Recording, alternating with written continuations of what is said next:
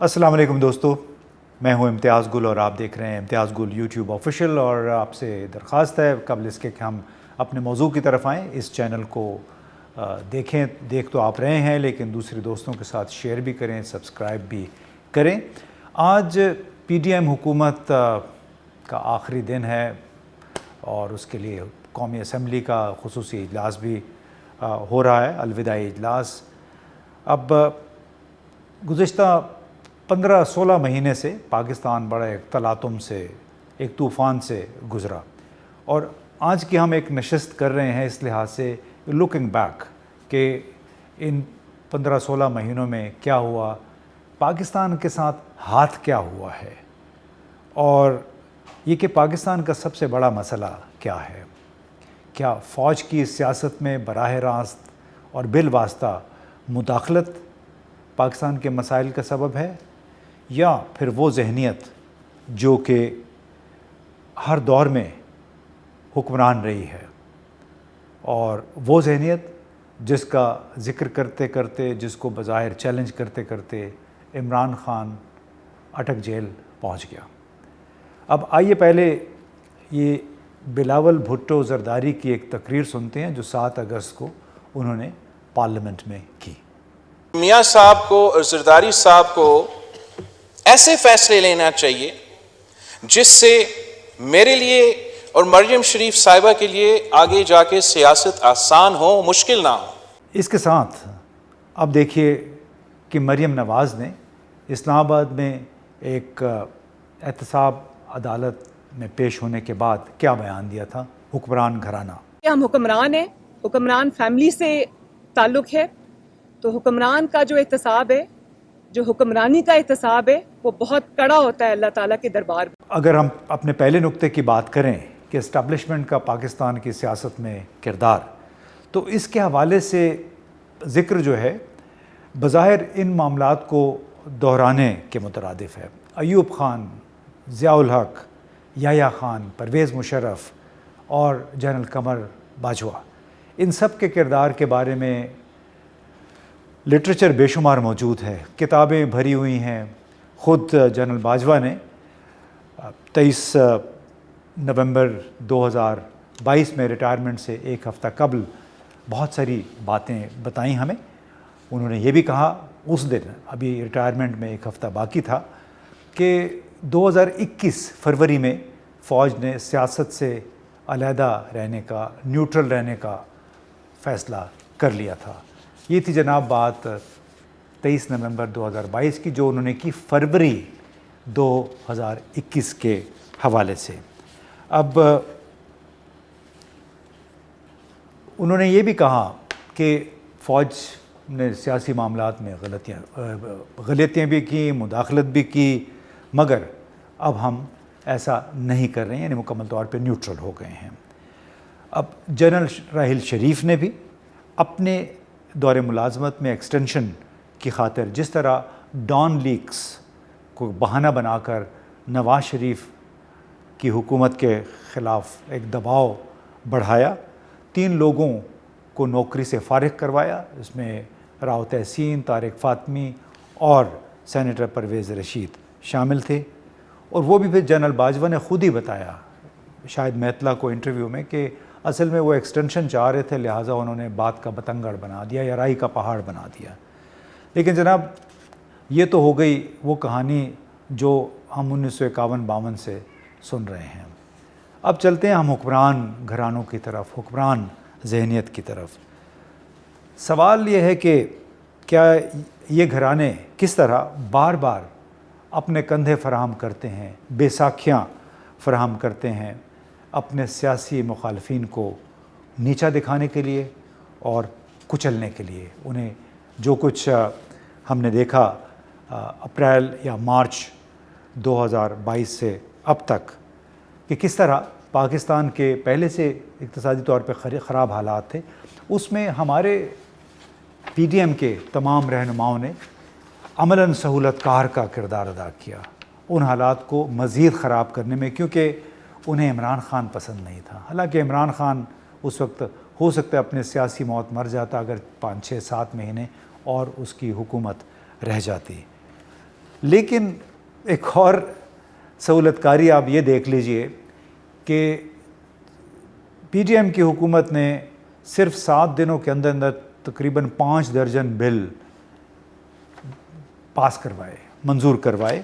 اس میں official secrets act تھا، army act تھا، نگران حکومت کے لیے مزید اختیارات تھے، ایسے اختیارات جو کہ باقاعدہ اس حکومت کو حاصل ہوتے جو پارلیمان سے جنم لیتی ہے، اور عملاً پارلیمانی اراکین نے جو کہ دعوے دار ہیں عوامی حقوق کے، جمہوریت کے، انہوں نے اپنے ہاتھ پاؤں کاٹ کے خود ہی دے دیے، اپنے حقوق سے، اپنی اتھارٹی سے دستبردار ہو گئے۔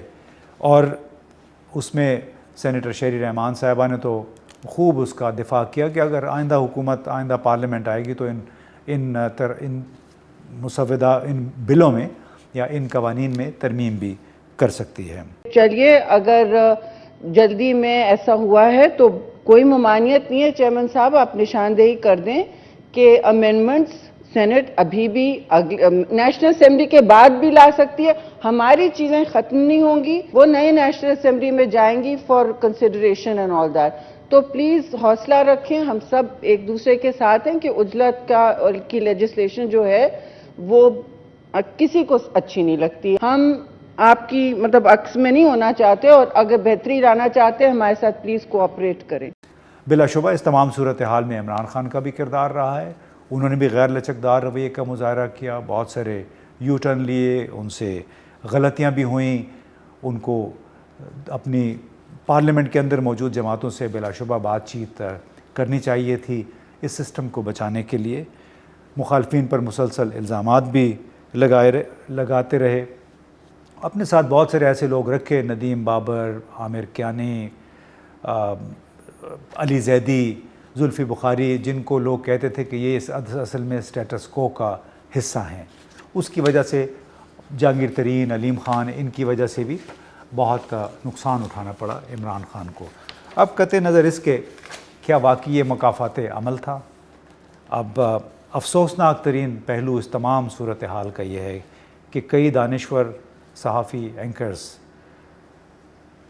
اصل یا صورتحال کے اصل جو محرکات ہیں وہ معلوم ہونے کے باوجود تمام تر ملبہ صرف ایک شخص کی ہٹ دھرمی، جو ان کے بقول ہٹ دھرمی ہے یا ان کا غیر لچکدار رویہ ہے، اس پہ ڈال رہے ہیں۔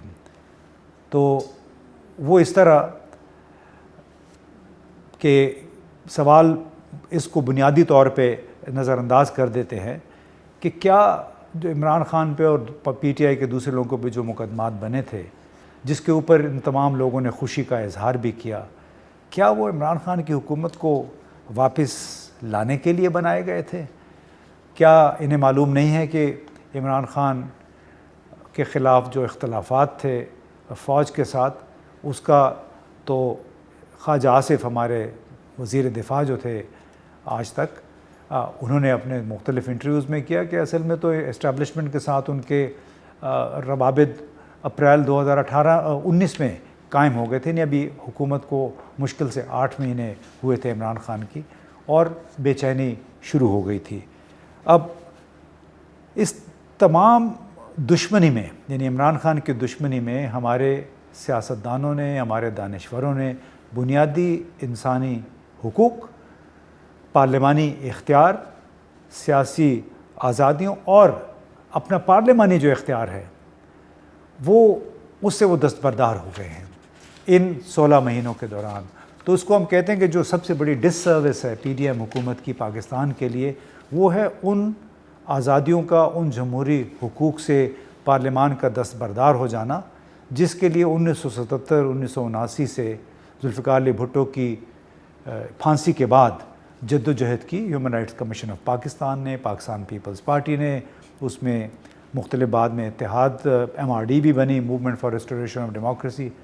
لیکن ان لوگوں نے محض 4 دن کے اندر 53 بل اور پھر کل 7 دن میں کوئی 60 کے قریب بل پیش ہوئے ہیں، اور وہ اپنی تمام آزادیاں اپنے ہاتھ سے کھو دیں۔ اب یہ تمام تر صورتحال کس بات کی غمازی کرتی ہیں؟ اصل میں بلاول زرداری نے جو تقریر کی 7 اگست کو وہ ایک فرد جرم تھی جو انہوں نے اپنے خلاف، پی ڈی ایم کے خلاف، اپنے والد کے خلاف اور اس دوسرے گھرانے کے خلاف دائر کی، جن کے سربراہان کو، یعنی نواز شریف کو، شہباز شریف کو، ان کے والد اور یہ خود چوروں کا، لٹیروں کا ڈاکو کہتے تھے کہ ان کے خلاف ہم مقدمے چلائیں گے، ان کے جو لندن میں فلیٹس ہیں ان کو ہم اس کا حساب کتاب کریں گے۔ بعد میں ان کے ساتھ مل گئے۔ تو دراصل بلاول بھٹو کی تقریر یا خواجہ آصف یا شہری رحمان، انہوں نے جو تقاریر کی ہیں اس قومی اسمبلی کے آخری سیشن میں، وہ انہوں نے اس نظام کے خلاف خود ایک فرد جرم عائد کی ہے۔ ساتھ ہی پھر انہوں نے میڈیا کے حوالے سے بھی کچھ قوانین ہیں، اس پہ بھی انہوں نے ایک کمپرومائز کر لیا ہے۔ اب وہ کمپرومائز کیا ہے اور پی ڈی ایم حکومت نے 16 مہینے کے دوران پاکستان کو کیا دیا، اس حوالے سے ہم آپ کی ملاقات کروائیں گے معروف صحافی ہمارے ساتھی مظہر عباس کے ساتھ۔ مظہر، السلام علیکم، بہت بہت شکریہ آپ نے وقت نکالا۔ جی وعلیکم السلام۔ یہ بتائیے کہ پی ڈی ایم کی حکومت کا آخری دن مصلحتوں سے لدی ہوئی، سمجھوتوں کی ماری ایک اور حکومت اپنے اختتام کو پہنچ گئی۔ اس حکومت نے پاکستان کو اپریل 2022 سے 9 اگست 2023 تک کیا دیا آپ کے خیال میں؟ جی شکریہ امتیاز۔ دیکھیے یہ حکومت جو بنی تھی اس وقت آپ سمجھیں کہ یہ 16 مہینے کا ایک طریقے سے انٹرم سیٹ اپ تھا۔ انٹرم سیٹ اپ میں ان معنوں میں کہہ رہا ہوں کہ حکومت کا، ایک الیکٹڈ گورنمنٹ کا ٹینیور تو 5 سال کا ہوتا ہے، اس میں بعض اوقات بیچ میں رکاوٹیں آتی ہیں تو گورنمنٹس ختم ہو جاتی ہیں۔ یہ بیسکلی وہ 16 مہینے تھے جو دراصل پاکستان تحریک انصاف کی حکومت اگر رہتی تو ان کے 5 سال مکمل ہوتے اور 5 سال بعد الیکشن ہو جاتے۔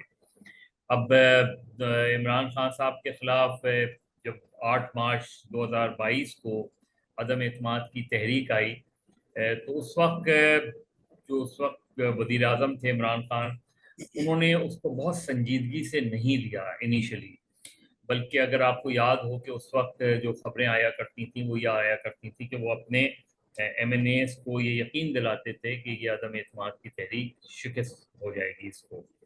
لیکن پھر ہم نے 27 مارچ کے بعد ایک تبدیلی دیکھی۔ عمران خان نے پھر امریکی وہ خط، مشہور لیٹر جو ہے وہ لہرایا کہ امریکہ نے سازش کر کے میری حکومت ختم کرنے جا رہے ہیں، اس طرح کی ساری باتیں ہم نے دیکھی۔ اور جو ان کے اتحادی تھے جن پر انہیں 8 مارچ کو جب یہ موو ہوئی تھی اس وقت تک انہیں یقین تھا کہ ان کے اتحادی ان کا ساتھ نہیں چھوڑیں گے۔ اس میں ایم کیو ایم تھی، اس میں بلوچستان عوامی پارٹی تھی، اس میں مسلم لیگ کاف تھی، اس میں جنوبی پنجاب محاذ تھا۔ یہ وہ سارے گروپس ہیں، یہ چھوٹے گروپس ہیں جن کے ہوتے ہوئے اور جن کی وجہ سے 2018 میں خود عمران خان جو ہے حکومت بنانے میں کامیاب یعنی عمران خان وہ احساس نہیں کر سکے کہ اب بازی ان کے خلاف چل پڑی ہے اور یہ وہی لوگ ہیں جنہوں نے ان کو جوائن کیا وہ۔ اور انیشلی جب وہ ہوئی تھی تو انہیں اس وقت تک یہ یقین تھا، اور بعد کے اگر ان کے انٹرویوز وغیرہ دیکھیں تو وہ کہتے ہیں کہ انہیں یہ یقین دلایا گیا تھا کہ عدم اعتماد کی تحریک جو ہے شکست پا جائے گی۔ اور وہ تو میرا خیال ہے انہوں نے خود اپنا مائنڈ اور اپنا پولیٹیکل وہ اپلائی نہیں کیا، ورنہ شاید صورتحال اور مختلف ہوتی۔ لیکن بہرحال جو 10 اپریل کو حکومت ان کی ختم ہوئی 9 کو، اور پھر یہ موجودہ حکومت قائم ہوئی۔ اب جب یہ پی ڈی ایم کی حکومت جو اتحاد ہے 13 جماعتوں کا، لیکن اصل میں ان میں 3-4 جماعتیں اہم ہیں جس میں مسلم لیگ نواز ہے، پاکستان پیپلز پارٹی ہے، جمعیت علماء اسلام ہے، عوامی نیشنل پارٹی ہے، باپ ہے، ایم کیو ایم ہے، ان پر مشتمل یہ اتحاد بنا۔ Peoples Party as such P D M کا ٹیکنیکلی تو حصہ نہیں ہے، لیکن وہ اتحادی حکومت کا حصہ رہے۔ تو وہاں جب یہ عدم اعتماد کی تحریک کامیاب ہو گئی تو اس وقت خود حکمراں اتحاد کے درمیان ایک کنفیوژن تھا۔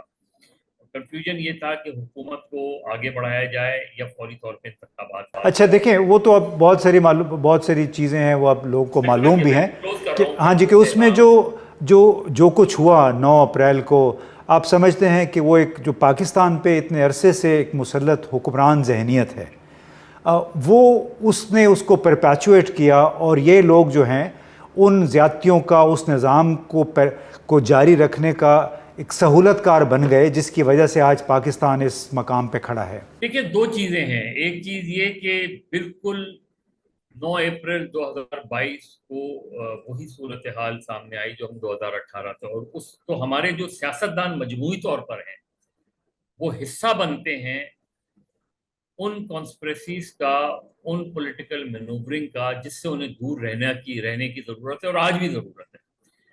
तो आज भी इत्तेफाक राय सियासतदानों में बहुत ज़रूरी है कि भाई आप अपने मसाइल खुद हल करें, किसी दूसरे को हल क्यों करवाने देते हैं। लेकिन अगर हम 16 महीने का जायज़ा लें, एक सरसरी जायज़ा लें, तो 16 महीने की ये हुक्मरान इत्तेहाद 16 महीने पहले जिस पोजीशन में था आज उससे बहुत बदतर पोजीशन में है। यानी उस वक्त अगर मार्च 2022 से पहले की पीडीएम देखें तो उनको सियासी तौर पर सियासी मैदान में और इवन ज़िमनी इलेक्शन, बलदियाती इलेक्शन, उनमें कामयाबियां हासिल हो गई थी। लेकिन पीडीएम के 16 महीने में हमें नज़र आता है कि 80-90% इलेक्शन जो बाई इलेक्शन और वो हुए हैं उनमें उन्हें शिकस्त हुई है। उसमें ये रिफ्लेक्ट करता है कि कितना टर्न अराउंड हुआ है। यानी वो इमरान खान जो अनपॉपुलर होते जा रहे थे, उनको एक नई लाइफलाइन मिल गई, एक पॉपुलैरिटी का ग्राफ उनका एकदम ऊपर जाने लगा, और उसकी बड़ी वजह इस हुकूमत की मुसलसल नाकामियां, खासतौर पे माशी नाकामियां हैं, जिससे उनको सबसे ज़्यादा नुकसान हुआ। पीटीआई शायद अपनी अपोजिशन की तहरीक उस तरीके से नहीं चला पाई और बहुत बड़े ब्लंडर्स किए, खासतौर पे कौमी और सूबाई असम्बलियों से निकलने के और अपनी ही हुकूमतें ख़त्म करने के। लेकिन जो पीडीएम है उसका फ़ायदा वो इसलिए नहीं उठा सके क्योंकि वो खुद कुछ नहीं कर रहे थे। उन्होंने पूरे 16 महीने में रिलीफ तो बहुत दूर की बात है, उन्होंने जो महंगाई है उसको उस नहज तक ले गए जिसे लिटरली, प्रैक्टिकली, अमलन हम कहें कि लोगों की चीखें निकल गई। ये जो सूरत हाल थी, इसका सारा बाय डिफ़ॉल्ट जो फ़ायदा है, सियासी फ़ायदा, वो पाकिस्तान तहरीक। अच्छा, उसमें वज़र एक और जो बड़ा इशू ही था कि जिन मामलात पे यही पीडीएम की जमातें शोर मचाती रहीं, विक्टिमाइजेशन का इल्ज़ाम लगाती रहीं गुज़िश्ता हुकूमत में, पीटीआई की हुकूमत में, वही काम इन्होंने ख़ुद शुरू कर दिए। तो मैं जो बात हम करें कि हम एक लिहाज से दायरों में घूम रहे हैं कि ये अपने कंधे फराहम कर देते हैं दूसरे अपने मुखालिफ सियासतदानों के ख़िलाफ़, लेकिन फिर वही काम करना शुरू कर देते हैं, जिसकी वजह से पाकिस्तान आगे नहीं बढ़ रहा। आप इत्तेफाक करेंगे इससे? नहीं, बिल्कुल इम्तियाज़, आप ठीक कह रहे हैं। देखिए, जो पिछले 8-10 दिन में खासतौर पे कानून साजी हुई है, वो जो वही बात है कि वो कवानीन जिसका विक्टिम आप हुए, उन्हीं कवानीन का विक्टिम आपने तहरीक इंसाफ को किया जब आप हुक्मरान बने। और अब जो पिछले 10 दिन में जो कानून साजी हुई है वो एक ऐसी कानून साजी है वो कि अभी भी जाहिर है सदर के पास जाएगा, सदर दस्तखत करते हैं नहीं करते हैं, कितनों पे करते हैं कितनों में, क्योंकि कोई 54-55 के करीब कवानीन बिल्स जो हैं वो पास हुए हैं। तो अब सदर के पास जाएंगे, सदर कितना टाइम लेते हैं, सदर उनमें से कितने बिल्स को पर दस्तखत करते हैं, कितनों पे नहीं करते, और अगर दस्तखत करते हैं तो जाहिर है वो कानून बन जाएगा। 74 बिल पिछले 4 हफ्तों में 74 बिल पास हुए हैं जी, 74। तो अब अगर सदर दस्तखत नहीं करते, जिन पे नहीं करेंगे वो फिर अगली पार्लियामेंट उसके बारे में फैसला करेगी, और अगर फैसला नहीं करती अगली पार्लियामेंट तो वो ख़त्म हो जाएंगे, और बहुत बेहतर हो अगर वो ख़त्म हो जाए। लेकिन इसमें वो आप अपने कॉमरेड्स का ज़रा अपना किरदार बता दें कि हमारी पीपल्स पार्टी एक बहुत बड़ी एक लिबरल जमात थी, और वो जमहूरी अक़दार की अलमबरदार जमात, उनकी हमारी मरकज़ी रहनुमा, आपकी एडिटर भी रहीं शहरी रहमान साहिबा, उन्होंने जो किरदार अदा किया, बिल वो पेश करते रहे और बड़ा मुदाफ़ियाना डिफेंसिव अंदाज़ इख्तियार किया। तो ये पाकिस्तान को प्रोग्रेस तो ना मिली बल्कि रिग्रेशन हो गई। चलिए, अगर जल्दी में ऐसा हुआ है तो کوئی ممانعت نہیں ہے چیئرمین صاحب, آپ نشاندہی کر دیں کہ امینڈمنٹس سینٹ ابھی بھی نیشنل اسمبلی کے بعد بھی لا سکتی ہے. ہماری چیزیں ختم نہیں ہوں گی, وہ نئے نیشنل اسمبلی میں جائیں گی for consideration and all that. تو پلیز حوصلہ رکھیں, ہم سب ایک دوسرے کے ساتھ ہیں کہ عجلت کی لیجسلیشن جو ہے وہ کسی کو اچھی نہیں لگتی. ہم آپ کی مطلب عکس میں نہیں ہونا چاہتے, اور اگر بہتری لانا چاہتے ہیں ہمارے ساتھ پلیز کوآپریٹ کریں. امتیاز, کامریڈس کے تو معنی دوست کے ہوتے ہیں, اور دوست تو سارے ہی ہوتے ہیں, دشمن کوئی نہیں ہوتا. دوستوں سے اتفاق اور اختلاف رہتا ہے, لیکن میرا خیال ہے یہ خود ریگریٹ کریں گے, کیونکہ پاکستان پیپلز پارٹی نے بھی اور کافی کسی حد تک مسلم لیگ نون نے بھی, عوامی نیشنل پارٹی میں بھی, یہ وہ جماعتیں ہیں جنہوں نے حقیقتاً جو ہے وہ اسٹرگل کی ہے, مار کھائی ہے, کوڑے کھائے ہیں, جیلوں میں گئے ہیں, یہ ساری چیزیں بھگتی ہیں. ان کا تو فرض تھا, اور ان کا پی ٹی آئی کے مقابلے میں زیادہ ان کی ذمہ داری تھی کہ وہ ایسے قوانین کو یا تو بالکل ختم کرتے یا ان میں بہتری لے کر آتے اس کے اندر, کیونکہ ان میں ایسے قوانین ہیں کہ جس کے نتیجے میں نہ صرف شہری آزادیاں سلب ہونے جا رہی ہیں, آزادی اظہار سلب ہونے جا رہا ہے, ورنہ اور آگے چل کے یہی قوانین اگر کوئی ایسی گورنمنٹ آ گئی, کوئی اس طرح کی مطلب فلنان گورنمنٹ آ گئی, یا اسی ڈکٹیٹوریل مائنڈ سیٹ کے ساتھ آ گئی جو ہمیں یہ نظر آیا ان قوانین میں, اس کا وکٹم یہ سب ہوں گے. اس کا وکٹم پیپلز پارٹی بھی ہوگی, اس کا وکٹم, اور پھر یہ کل یہ چیزیں ان کو ہرٹ کریں گی. یہ کل بھی ان سے کہا جاتا تھا. جی, میں یہ پوچھنا چاہ رہا تھا کہ یعنی اس میں ایسی مجبوری کیا تھی ان بڑی جماعتوں کو, اس میں چاہے وہ آپ پشتون نیشنلسٹ کو لے لیں جو عوامی نیشنل پارٹی تھی, یا چکزئی صاحب کی پارٹی ہے, ان سب نے ایسی خاموشی اختیار کر لی, اور ان سب نے 9 مئی کے واقعات جو ہوئے بلا شبہ وہ قابل مذمت تھے, توڑ پھوڑ, جلاؤ گھیراؤ جو بھی ہوا وہ غلط تھا, لیکن ان تمام لوگوں نے اس کا کور لے کے اور عمران خان کے خلاف جتنے بھی اقدامات ہوئے, یا پی ٹی آئی کے لوگوں کے خلاف جو وہ ان کا دعویٰ ہے کہ 10-12 ہزار لوگ ابھی بھی جیلوں میں, رہنما بھی اکثر یا روپوش ہیں یا پھر جیلوں میں ہیں, تو انہوں نے یہ کہنا شروع کر دیا کہ یہ اصل میں مکافات عمل ہے جس کا سامنا عمران خان اور ان کے دوسرے لیڈر کر رہے ہیں. کیا ایک مناسب رویہ تھا ان لوگوں کے لیے جو کہ خود کو ڈیموکریٹس کہتے ہیں, جمہوری روایات کا, جمہوری حقوق کا علمبردار کہتے ہیں؟ دیکھیے, بدقسمتی سے یہ جملہ جو ہے نا, مکافات عمل, یہ ہم نے ہر دور میں دیکھا ہے, وہ اپنے مخالفین کے لیے, لیکن بدقسمتی سے وہ یہ ریلائز نہیں کرتے کہ کل وہی جملہ ان کے اوپر اپلائی کیا جائے گا. جب پی ٹی آئی کی گورنمنٹ تھی, اس وقت پی ٹی آئی کی گورنمنٹ سے بارہا یہ بات کی گئی کسی نہ کسی لیول پہ, جو لوگ ملتے تھے, کہ وہ نہ کریں جو جس سے کل آپ خود پریشان ہو. اب سوچیں اگر نیب کا قانون جو تھا, جو انہوں نے پی ٹی آئی کی گورنمنٹ نے ترمیم کی تھی کہ 90 روز پر اٹھا کے لے جائیں اور کسی کی بیل بھی نہ ہو, وہ قانون اگر آج ہوتا تو کتنے لوگ 90 روز کے لیے اٹھا کے لے جائے جاتے.